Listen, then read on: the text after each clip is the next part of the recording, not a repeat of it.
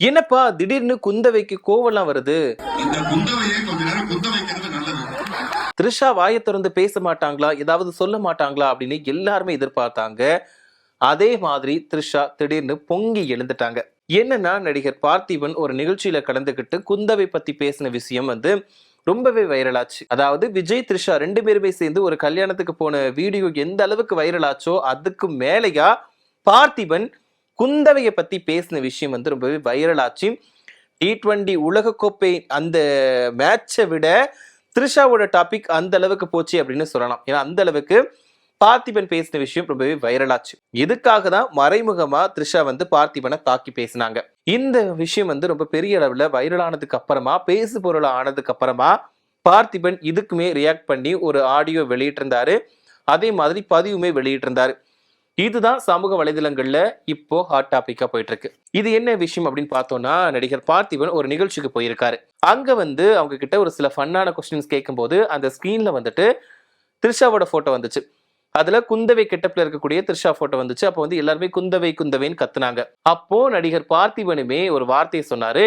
இந்த குந்தவை கொஞ்ச நாளைக்கு வீட்டிலேயே குந்த வச்சா நல்லா இருக்கும். ஒரு சில கவிதைகள் வந்து ரசிக்கும்படியா இருக்கும், ஆனா வெளிப்படையா படிக்க முடியாது அப்படின்ற மாதிரி பார்த்திபன் சொன்னாரு. இதுக்கு அங்க இருந்த எல்லாருமே கைத்தட்டினாங்க. அரங்கமே அதிர்ச்சி அப்படின்னு சொல்லலாம். அந்த அளவுக்கு ஒரு ஃபன்னா இருந்துச்சுன்னு கூட சொல்லலாம். இதுதான் ரொம்பவே வைரல் ஆச்சு. இதுக்கப்புறமா ஏன்னா விஜய் த்ரிஷா இவங்களோட டாபிக் போய்கிட்டே இருக்கிறதுனால குந்தவை கொஞ்ச நாளைக்கு வீட்லயே குந்த வச்சா நல்லா இருக்கும்னு சொன்னது வந்து விஜய்க்கு சப்போர்ட்டா பேசுறாரு. விஜய்க்கு பிரச்சனை வந்துட்டு இருக்கு.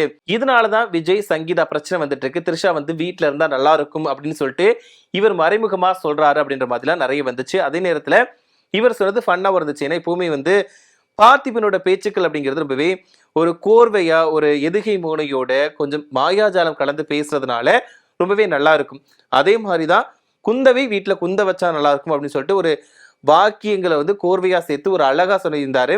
ஸோ இது வந்து நல்லா ஃபன்னா இருந்துச்சுன்னு சொல்லலாம். பட் வந்து இது த்ரிஷாவுக்கு ஹர்ட் பண்ணிருக்குன்னு நினைக்கிறேன். அதனாலதான் உடனே பொங்கி எழுந்து அவங்க ஒரு பதிவை வெளியிட்டாங்க. அதுவுமே பெரிய அளவுல வந்து பேசு பொருளா மாறுச்சு. என்னன்னா, இதெல்லாம் அநாகரிகமான பேச்சு. ஒரு மைக் இருக்குன்னு உடனே எல்லாரும் எல்லாத்தையும் பேசிடுறாங்க. அதாவது இன்னொருத்தரை விமர்சிச்சு பேசுறதுனால அவங்களோட தகுதியும் தராதரமும் என்ன, அதாவது பேசுறவங்களோட தராதரம் என்ன அப்படிங்கிறத காட்டுது, அவங்களோட நிலைப்பாடு என்னங்கிறத காட்டுது அப்படின்ற மாதிரி அவங்க த்ரிஷா வந்து ஒரு பதிவு வெளியிட்டாங்க. அந்த பதிவுக்கு கீழேயே இது வந்து திட்டமிட்டு நடத்தப்பட்டது கிடையாது, எதிர்பாராம நடந்த ஒரு தவறுதல், ஒருத்தரை காயப்படுத்தி இருந்தா வருத்தம் தெரிவிக்கிறதுக்கு நான் கடமைப்பட்டிருக்கேன் அப்படின்ற மாதிரி வந்து பார்த்திபன் அந்த பதிவுக்கு கீழே போட்டிருந்தாரு. இது ஒரு பக்கம் இருந்தாலும் பார்த்திபன் வந்து ஒரு ஆடியோவையும் வெளியிட்டிருந்தாரு. அந்த ஆடியோல வந்து என்ன சொல்லியிருந்தார் அப்படின்னா, இது வந்து வேணும்னே பண்ணல, அந்த ஸ்கிரீன்ல வந்துட்டு இந்த போட்டோ போடும்போது எல்லாருமே குந்தவை குந்தவை அப்படின்னு கத்துனாங்க. அதனால நான் வந்து வார்த்தை மாயாஜாலத்துக்காக மட்டும்தான் இந்த மாதிரி பேசினேன். நான் எப்பவுமே பெண்களுக்கு சப்போர்ட் பண்ணி பேசக்கூடிய ஒருத்தன் தான்.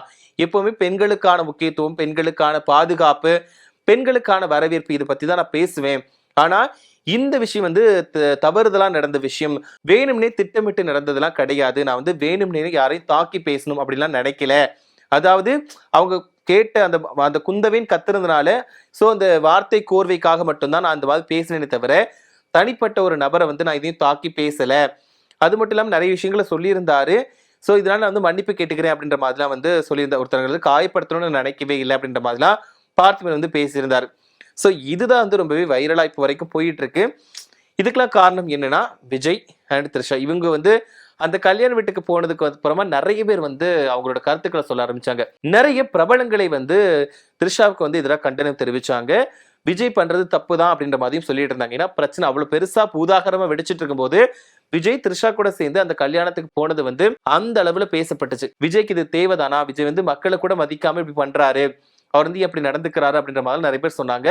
அது மட்டும் இல்லாம அரசியல் தலைவர்களுமே விஜய் பண்றது தப்புதான், சங்கீதாவுக்கு வந்து நியாயம் கிடைக்கணும் அப்படின்ற மாதிரி சொல்லிட்டு இருந்தாங்க. சோ இப்படி இருக்கும்போது வந்து இந்த த்ரிஷா விஜய் 2 பேரும் கல்யாணத்துக்கு போனதுக்கு அப்புறமா நிறைய சர்ச்சைகள் வர ஆரம்பிச்சிருச்சு. விஜய் த்ரிஷா இவங்களை வச்சு சேர்த்து வச்சு பேச ஆரம்பிச்சுட்டாங்க. விஜயோட ரசிகர்களுமே ஏன்டா இப்படி பண்றாங்க, அண்ணா வந்து ஏன் இப்படி பண்றாங்க, உங்களை ரொம்பவே நல்லா நம்பி இருந்தோம், நீங்க இப்படி பண்ணுவீங்கன்னு நினைக்கவே இல்லை, இந்த மாதிரி பண்ணாதீங்க அப்படின்ற மாதிரி அவங்களுமே அவங்களுக்கான வேதனையை, அவங்களுக்கான ஏமாற்றத்தை வெளிப்படுத்தி இருந்தாங்க. இதனாலதான் பார்த்திபன் சொன்ன அந்த வார்த்தை வந்து எல்லாருக்குமே பிடிச்சிருந்துச்சு. அந்த பார்த்திபன் வந்து அந்த ஆடியோல என்ன சொல்லியிருந்தார் அப்படின்னா, முக்கியமா நான் குந்தவை போட்டோ வந்த உடனே எல்லாருமே கீழே இருக்கவங்க எல்லாருமே குந்தவை குந்தவைன்னு கத்துனாங்க, நான் அதனாலதான் இப்படி பேசினேன்.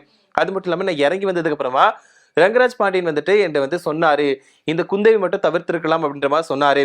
நானுமே எனக்கு அது வந்து ஒரு மாதிரி இருந்துச்சு. அதனால வந்து அதை வந்து எடிட் பண்ணி போடாதீங்க, அது வேண்டாம், தூக்கிடுங்க அப்படின்ற மாதிரிலாம் சொல்லிட்டேன். ஆனா அவங்களுமே போடல. அங்க இருந்து யாரோ ஒருத்தங்க வீடியோ எடுத்து அதை வெளியிட்டுட்டாங்க. அதனாலதான் இது வந்து இந்த அளவுக்கு பெருசா மாறிடுச்சு, பிரச்சனையா வந்துடுச்சு அப்படின்ற மாதிரி அவர் வந்து விளக்கம் கொடுத்திருந்தார். இதுல நம்ம பார்க்க வேண்டிய இன்னொரு முக்கியமான விஷயம் என்னன்னா, சங்கீதா வந்து மனு தாக்கல் பண்ணதுக்கு அப்புறமாவும் இருக்கட்டும், அதுக்கப்புறமா விஜய் த்ரிஷா 2 பேருமே சேர்ந்து கல்யாணத்துக்கு போனதுக்கு அப்புறமா வந்த வதந்திகளா இருக்கட்டும், நிறைய திட்டுகளா இருக்கட்டும், இதுக்கெல்லாம் விஜயுமே ரியாக்ட் பண்ணல, த்ரிஷாவும் ரியாக்ட் பண்ணவே இல்லை. எப்பவுமே த்ரிஷா தனக்கு எதிராக ஒரு விஷயம் நடந்துச்சு அப்படின்னா கண்டிப்பா அவங்களோட எதிர்ப்பை தெரிவிப்பாங்க. அப்படி இருக்கும்போது விஜய் விஷயத்துல மட்டும் ஏன் வாயை திறக்கல, அவங்களோட தரப்பு நியாயத்தை சொல்லல, த்ரிஷா ஏதாவது சொன்னா மட்டும்தான் கரெக்டா இருக்கும், ஏன் இப்படி பண்ற மாட்டாங்க, இவங்க சொல்லாத வரைக்கும் இந்த பிரச்சனை முடியாது அப்படின்னு சொல்லிட்டு விஜயோட ரசிகர்களுமே நிறைய பேர் வந்து சொல்லிட்டு இருந்தாங்க. அதே நேரத்துல எல்லாருமே எதிர்பார்த்த விஷயம் இதுவா தான் இருக்கும். த்ரிஷா வந்து இந்த விஷயம் தொடர்பா, அதாவது விஜய் தொடர்பா என்ன பேச போறாங்க, சங்கீதா வச்ச குற்றச்சாட்டுக்கு என்ன பதில் சொல்ல போறாங்க, 2 பேரும் எதுக்காக திருமணத்துக்கு சேர்ந்து போறாங்க, இதெல்லாம் எல்லாரோட கேள்வியுமா இருந்துச்சு. இதுக்கெல்லாம் என்ன பதில் சொல்ல போறாங்க அப்படின்றதுதான் ஒரு மிகப்பெரிய எதிர்பார்ப்பா இருந்துச்சு. ஆனா கடைசி வரைக்கும் த்ரிஷா வாயை திறக்கவே இல்லை. எப்போ தாண்டா த்ரிஷா வாயை திறப்பாங்க அப்படின்னு தான் எல்லாருமே காத்துட்டு இருந்தாங்க. ஆனா ஒரு வழியா பார்த்திபன் சொன்னதுக்காக மட்டுமே வாயை திறந்துட்டாங்க. ஆனா இதுல மிக முக்கியமா நம்ம இன்னொரு விஷயம் சொல்லணும். மத்த எல்லாருமே பேசிய போது வந்து த்ரிஷா வந்து வாயை திறக்கவே இல்லை. அவங்க மேல நிறைய குற்றச்சாட்டுகள் இருந்துச்சு, அவங்களுக்கு எதிராகவும் நிறைய அவதூறுகளை பரப்பும் போது த்ரிஷா வந்து வாயை திறக்கவே இல்லை. அப்படிப்பட்ட த்ரிஷா ஏன் பார்த்திபன் சொன்ன அந்த வார்த்தைக்காக மட்டுமே வாயை திறந்து பேசினாங்க, அதாவது அவங்களோட கண்டனத்தை ஏன் தெரிவிச்சாங்க அப்படிங்கிறது தெரியல. ஏன் மற்றவங்களும் தான் நிறைய பேசியிருக்காங்க, மற்ற அரசியல் பிரபலங்களா இருக்கட்டும், குறிப்பா பொதுமக்கள் நிறையவே கேள்வி கேட்டிருக்காங்க. ஏன் பொதுமக்களுக்கு அவங்க பதில சொல்லியிருக்கலாமே, அவங்களோட ரசிகர்களுக்கான அந்த பதில கொடுத்திருக்கலாமே அப்படின்றதுதான் எல்லாரோட ஒரு கேள்வியுமா இருக்கு, ஆதங்கமாவும் இருக்கு. அதாவது இவ்வளவு பிரச்சனை நடந்துட்டு இருக்கும்போது உங்களுக்கு அது கண்ணுக்கு தெரியல, பார்த்திபன் சொன்ன அந்த வார்த்தை மட்டும்தான் உங்களுக்கு தெரியுதா அப்படின்ற மாதிரிலாம் பேசிட்டு வராங்க. சோ இதுக்கெல்லாம் த்ரிஷா என்ன பதில் சொல்ல போறாங்க? ஏன்னா கடைசியில எப்பவுமே சொல்ற மாதிரிதான், இந்த விஷயத்துக்கு விஜய் த்ரிஷா இவங்க 2 பேருமே வாயை திறக்காத வரைக்கும் இது அப்படியே தான் இருக்கும். இவங்க வாயை திறந்து இந்த பிரச்சனைக்கு முற்றுப்புள்ளி வைக்காத வரைக்கும் இந்த பிரச்சனை தொடர்ந்துகிட்டே தான் போகும். அது மட்டும் இல்லாம இன்னொரு விஷயம் பார்க்கும்போது விஜய் வந்து இந்த விஷயமே ஒர்த் இல்ல அப்படின்ற மாதிரி அவர் ஒரு நிகழ்ச்சியில சொல்லிட்டாரு. அதுவுமே விஜய் தரப்புல இருந்து விஜய் ஏன் இப்படி இருக்காரு, ஒரு குடும்பத்தையே கண்டுக்க மாட்டாரு அப்படின்ற ஒரு குற்றச்சாட்டுமே விஜய் மேல இருக்குது. சோ இதெல்லாம் தவிர்த்து விஜய் எப்படி என்ன பண்ண போறாரு, த்ரிஷா விஜய் கூட இருக்கிற ரிலேஷன்ஷிப் வந்து என்னது அப்படின்றத எப்போ வெளிப்படையா சொல்ல போறாங்க, இதுதான் எல்லாரோட எதிர்பார்ப்பா இருக்குது. சோ பார்த்திபன் பேசுறதை பத்தி என்ன நினைக்கிறீங்க? அதுக்கு த்ரிஷா ரியாக்ட் பண்ணது சரியா தவறா?